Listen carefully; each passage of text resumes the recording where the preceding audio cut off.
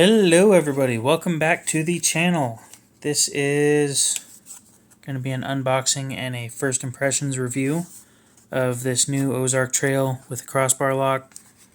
Now it doesn't say anywhere on the box what steel they used, and I don't think we're going to learn that here either, unfortunately. Unboxing knife for the channel, just a cool 300.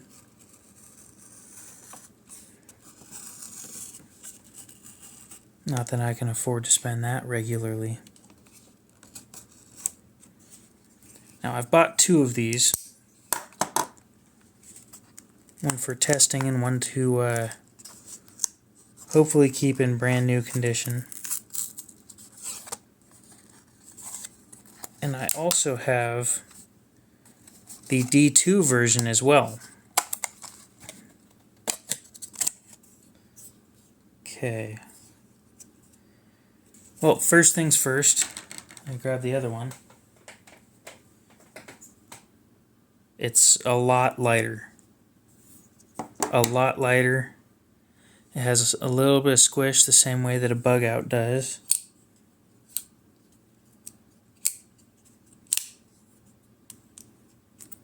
Not quite as smooth as the other one either. However, it also feels cheaper. I mean, it's half the price at $5 versus $10. But you guys can see how smooth that is. I've never oiled this thing.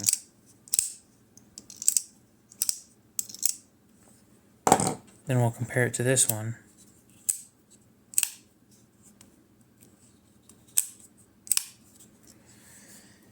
We look in here real quick. Oh, that's not true. I did oil the other one. Anything that I should be noticing that I'm not, other than a slight bit of damage here on the scale, which, yeah, right there.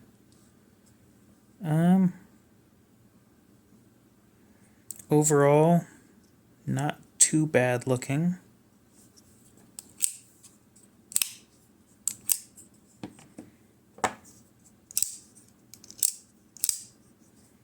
We'll oil it and see what I think about it after oiling it. But so far, other than a little bit of lock stick right there,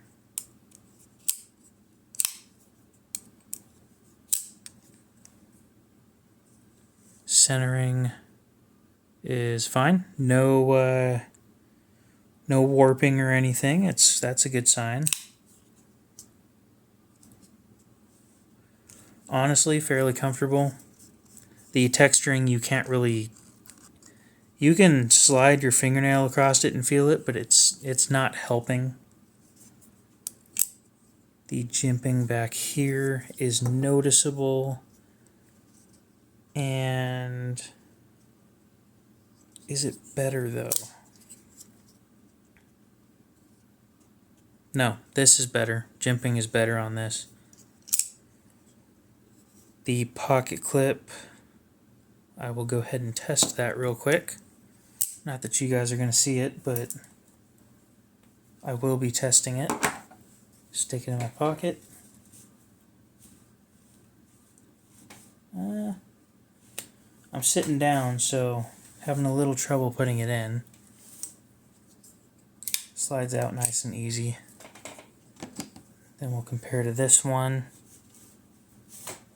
That one slid in way easier.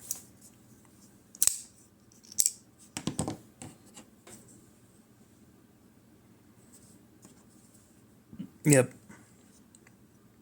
That curve that this one has, this one just doesn't, which is why this one's harder to put it on.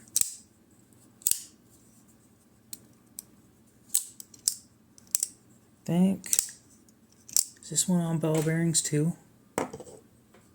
They changed the name of the lock too. So this one they called the slide lock.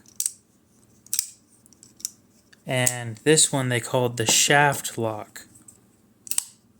There's no difference between the two.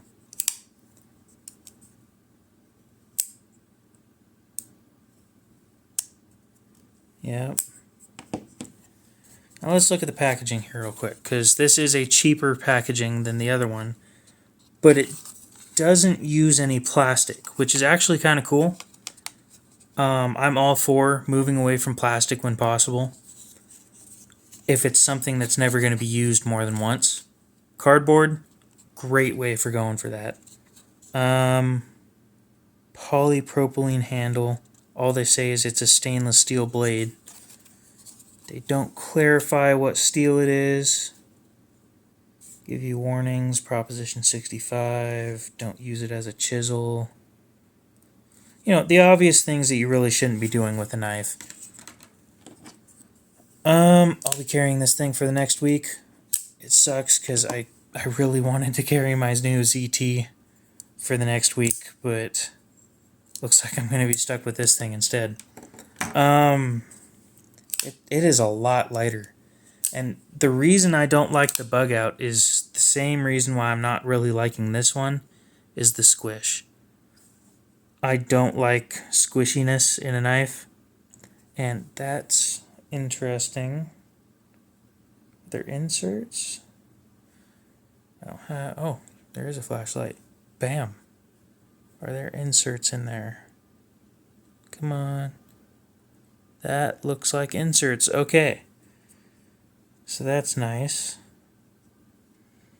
Yeah, this has the same type of liner, nested liner, that only goes partially down the scale as the bug out does. So I think this one is their attempted competitor at the bug out for a lightweight or an ultra lightweight knife that honestly it doesn't feel as cheap as a bug out, because the bug out is thinner and lighter. I don't know if I'm gonna like this thing, but we'll see what I think over the next week. The edge came at quite an obtuse angle.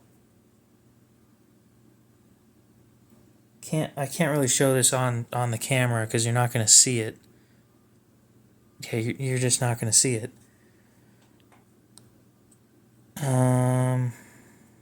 Is it shaving sharp? Not that that really matters. That's something that's easy to change. We'll go right here. It isn't. No, It's not contact shaving sharp, but it'll cut hairs. Some mild production quality things that I don't quite enjoy about it. The fact that it's a stamped out blade and some of these stamping marks still show right there and here at the bottom here as well. Overall, for $5, there's not much to complain about.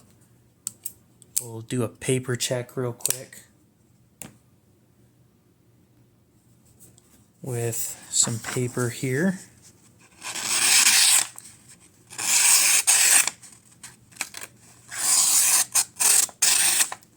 Not the worst edge I've ever gotten on a knife.